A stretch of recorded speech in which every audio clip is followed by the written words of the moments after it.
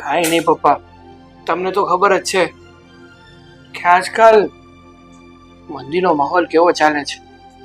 આ ક્યાંય છે ને ક્યાંય તેજીનું નામ નથી.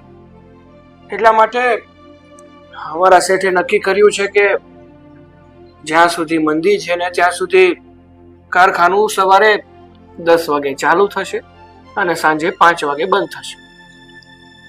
ઠીક છે બેટા, એનો તો કોઈ વાંધો નહીં, પણ આ તારો પગાર થવાનો હતો તો પગાર લાવ્યો છે? પપ્પા, મારે પણ તમને એ જ વાત કરવી હતી. તમને તો ખબર જ છે ને કે ગયા મહિને અનિતાની તબિયત ખરાબ થઈ હતી. એ માટે મેં મારા શેઠ પાસેથી ઉપાડ લીધો હતો. તો હવે ઉપાડ કાઢતા મારા હાથમાં માત્ર 2000 રૂપિયા આવ્યા છે. હવે આ 2000 રૂપિયામાં હું શું કરું અને શું નહીં